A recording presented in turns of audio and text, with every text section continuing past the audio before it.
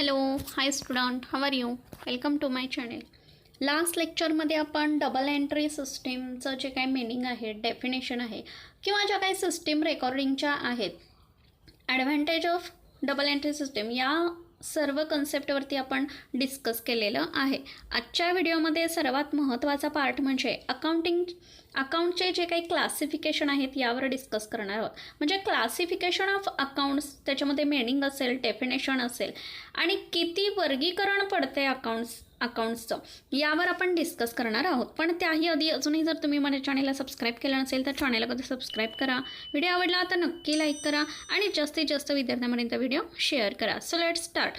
Classification of accounts बघण्या अगोदर accounts म्हणजे नक्की काय याचा अर्थ आपल्याला माहिती असणं खूप गरजेचं आहे. त्यामुळे मीनिंग ऑफ अकाउंट्स काय आहे तर an account is a summarised record of transactions relating to a particular person, assets, liabilities, particular head of expense और income recorded at one place. In day-to-day business activity, large number of business transactions take place. It affects the several accounts. At the end of certain period of time, it is necessary for the businessman to balance the accounts to find out the information like total capital, total liabilities and assets, total incomes and expenses etc. of the business. Accounts म्हणजे नक्की काय याचा अर्थ बघायचा झाला तर विशिष्ट व्यक्तीच्या संदर्भात विशिष्ट संपत्ती असेल म्हणजे असेट असेल, लायबिलिटी ज्याला आपण देयता म्हणतो, किंवा विशिष्ट उत्पन्न खर्चावरील पदे असतील, तसेच विशिष्ट ठिकाणी नोंदवलेला खर्च असेल, अशा प्रत्येक व्यवहारांच्या सारांश रूपाने ठेवलेल्या ज्या काही नोंदी आहेत त्यांना आपण काय म्हणतो तर अकाउंट, ज्याला मराठीमध्ये लेखा किंवा खाते असं म्हणतो. दिवसेंदिवस व्यापारात होणाऱ्या व्यवहारांची संख्या ही वाढत चाललेली दिसून येते आणि ही संख्या कित्येक लेख्यांना प्रभावित करते.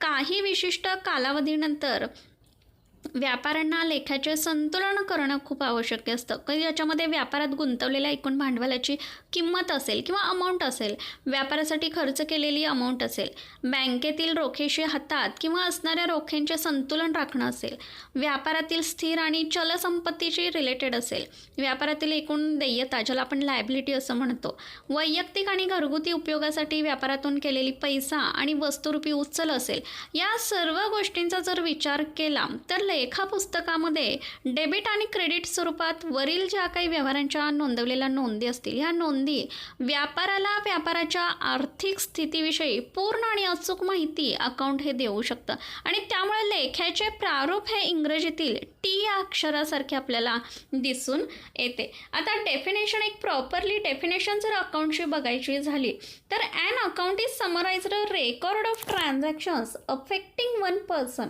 One kind of property or one class of gain or loss असं G.R. बाटलीबाय म्हणतात. म्हणजे खाते म्हणजे एका व्यक्तीवर, एका प्रकारच्या संपत्तीवर किंवा एक प्रकारचा लाभ असेल किंवा हानी असेल यावर प्रभाव करणाऱ्या ज्या काही व्यवहारांचं सारांश रूप आहे, या सारांश रूपाचं नोंद ज्या ठिकाणी केली जाते त्याला आपण अकाउंट किंवा खाते असं म्हणतो. आता कार्टर यांच्या दृष्टिकोनातून अकाउंट म्हणजे काय तर an account is a ledger record in a summarised form of all the transactions that have taken place with the particular person or thing specified.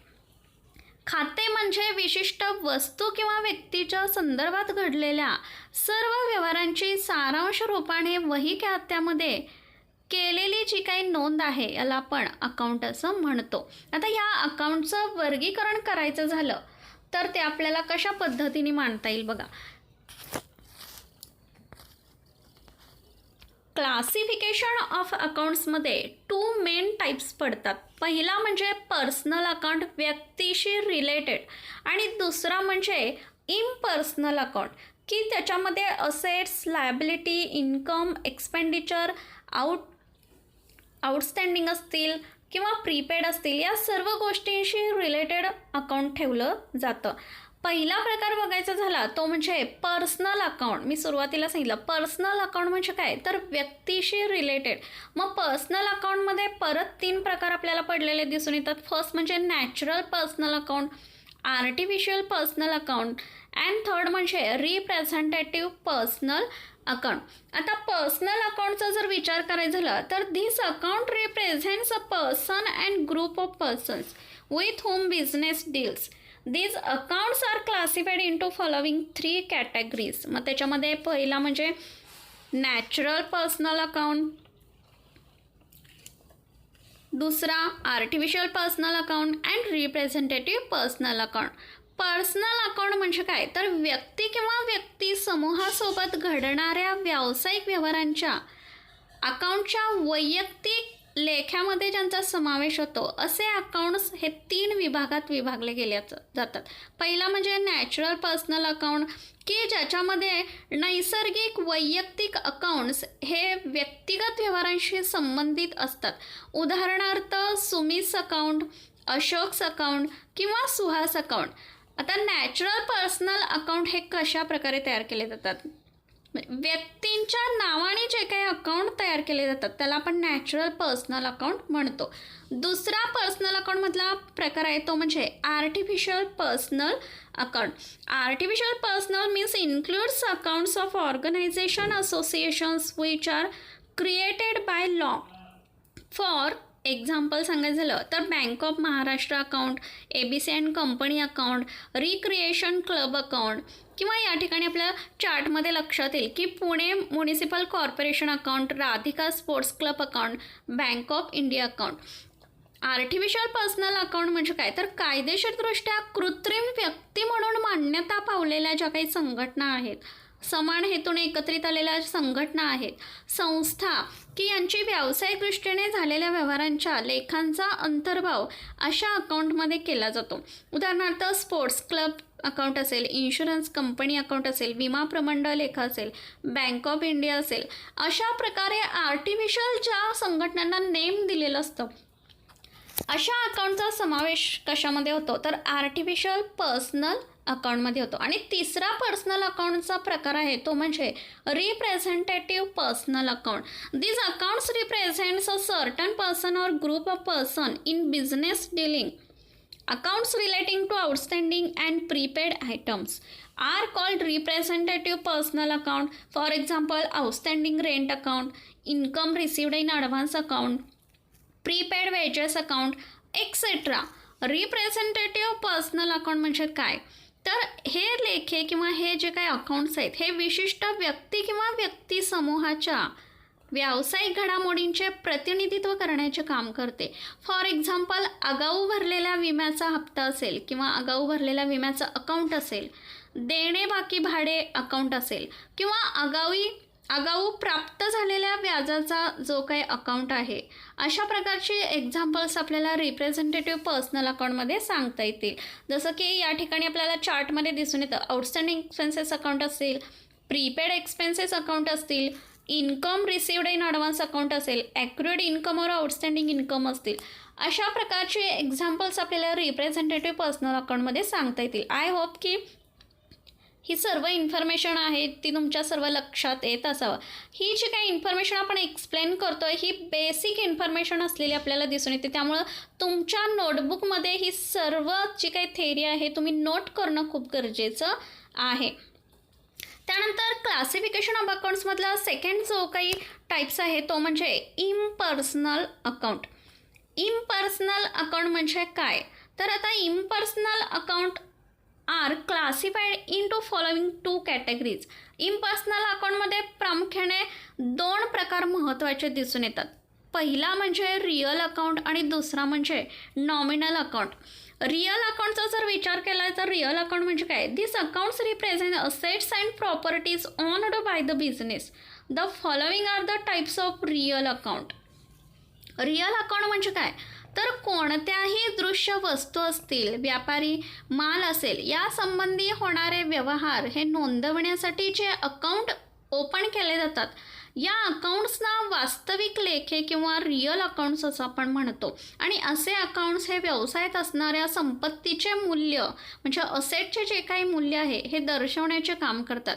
For example सांगायचं झालं रिअल अकाउंटमध्ये तर लँड असेल, ज्याला आपण जमीन म्हणतो, किंवा बिल्डिंग असेल, इमारत असेल, मशिनरी, यंत्रसामुग्री असेल, अशा प्रकारचे एक्झाम्पल आपल्याला रिअल अकाउंटमध्ये सांगता येतील. आणि दुसरा जो काही प्रकार आहे इम्पर्सनल अकाउंटमधला, तो म्हणजे नॉमिनल अकाउंट. नॉमिनल अकाउंट म्हणजे काय? The account of expenses, losses, income and gains are called as nominal account etcetera. Wages account, stationery account, salary account, depreciation account, commission received account, discount received account etcetera. म्हणजे थोडक्यात सांगायचं झालं तर nominal अकाउंटमध्ये खर्च आणि नुकसान, उत्पन्न आणि लाभ या संदर्भातील जे काही अकाउंट आहेत त्यांना आपण नॉमिनल अकाउंट असं म्हणतो. आणि अशा प्रकारचे अकाउंट फक्त नावाने दर्शवले जातात, प्रत्यक्षदृष्ट्या स्थितीत दर्शविता किंवा दाखविता येत नाहीत. जसे की रंग आणि स्टेशनरी अकाउंट, कर आणि दर अकाउंट, प्राप्तवर्तन अकाउंट किंवा प्राप्त व्याज अकाउंट, अशा प्रकारचे एक्झाम्पल्स आपल्याला नॉमिनल अकाउंटमध्ये देता येतील. आता रिअल अकाउंटचा जर विचार करायचा झाला तर रिअल अकाउंटमध्ये 2 प्रकार प्रामुख्याने पडतात. पहिला म्हणजे टँजिबल रिअल अकाउंट आणि दुसरा म्हणजे इनटँजिबल रिअल अकाउंट. आता रिअल अकाउंट म्हणजे काय हे थोडक्यात आपण पाहिलं. काय तर दृश्य वस्तू असतील, व्यापारी माल असेल, या संबंधी जे काही होणारे व्यवहार आहेत, या व्यवहारांच्या नोंदी नोंदवण्यासाठी जे काही अकाउंट्स तयार केले जातात त्यांना आपण रिअल अकाउंट म्हणतो. आणि रिअल अकाउंटमध्ये पहिला जो काही टाईप्स आहे तो म्हणजे tangible real account. Tangible real account म्हणजे काय तर मूर्त वास्तविक लेखे. की tangible real account means the assets and properties with can be seen, touched and felt. For example machinery account, motor car account, stock of goods account etcetera. डोळ्यांनी दिसणाऱ्या आणि हाताने स्पर्श करता येणाऱ्या, मोजमाप करता येणाऱ्या आणि खरेदी विक्री करता येणाऱ्या अशा सर्व प्रकारच्या वस्तूंचा ज्या अकाउंटमध्ये समावेश केला जातो असे अकाउंट म्हणजे काय तर रिअल अकाउंट म्हणजेच टँजिबल रिअल अकाउंट असं म्हणतो. आणि इनटँजिबल, मग टँजिबल अकाउंटमध्ये आपल्याला एक्झाम्पल सांगता येतील चार्टमध्ये सांगितल्याप्रमाणे की कम्प्युटर अकाउंट, कॅश अकाउंट आणि मशिनरी अकाउंट अशा स्वरूपाच्या असेट की ज्यांना आपण स्पर्श करू शकतो किंवा ज्या आपल्याला डोळ्यांनी दिसतात. सेकंड रिअल अकाउंटमधला जो काही टाईप आहे तो म्हणजे intangible real account. Intangible real account means assets which can not be seen, touched or felt but they can be measured in terms of money, that's it. मग त्याच्यामध्ये गुडविल अकाउंट असेल, patent account असेल, trademark account, copyright account etcetera.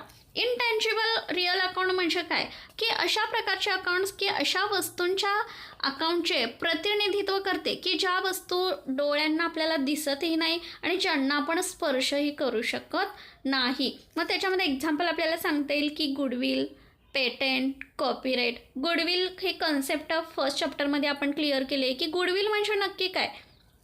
अशा स्वरूपाचे asset आहे, intangible हे asset आहे की जे आपल्याला डोळ्यांनी दिसतही नाही आणि ज्यांना आपण स्पर्शही करू शकत नाही. अशा स्वरूपाच्या असेटचा समावेश आपल्याला इनटँजिबल रिअल अकाउंटमध्ये करता येईल.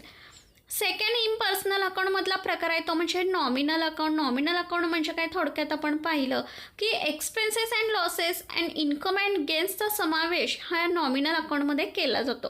मग एक्सपेन्सेस कोणकोणते आहेत किंवा लॉसेस कोणकोणते आहेत अशा प्रकारचे एक्झाम्पल म्हणजे स्टेशनरी अकाउंट असेल, परचेस अकाउंट असेल किंवा ॲडव्हर्टाइजमेंट अकाउंट असेल. या सर्व अकाउंटचा समावेश नॉमिनल अकाउंटमध्ये केला जातो. आणि इन्कम अँड गेन्समध्ये काय interest received, discount received and sales received अशा स्वरूपाचा पॉईंट्सचा किंवा अशा स्वरूपाचे जे काय आयटम्स आहेत यांचा समावेश हा इन्कम अँड गेन्स म्हणजे ज्याला आपण नॉमिनल अकाउंटमध्ये झालेला आपल्याला दिसून येतो. आता इन्कम अँड गेन्समध्ये काय एक्झाम्पल आपल्याला देता येईल. इंटरेस्ट रिसिव्ड, व्याज जर मिळणार असेल, डिस्काउंट रिसिव्ड, डिस्काउंट जर मिळणार असेल तर ही बिझनेसच्या दृष्टिकोनातून फायद्याची गोष्ट आहे. सेल्स केले असतील म्हणजे विक्री केल्यानंतर पैसे आपल्याकडे येणार आहेत, बिझनेसमध्ये पैसे येणार आहेत म्हणजे ज्या दृष्टिकोनातून इन्कम म्हणजे उत्पन्न प्राप्त होतं, फायदा प्राप्त होतो, या सर्व गोष्टींचा समावेश नॉमिनल अकाउंटमध्ये होतो. थोडक्यात सांगायचं झालं तर लॉस असेल, एक्सपेन्सेस असेल, इन्कम असेल किंवा फायद्याची गोष्ट असेल या सर्व गोष्टींचा समावेश हा नॉमिनल अकाउंटमध्ये केला जातो.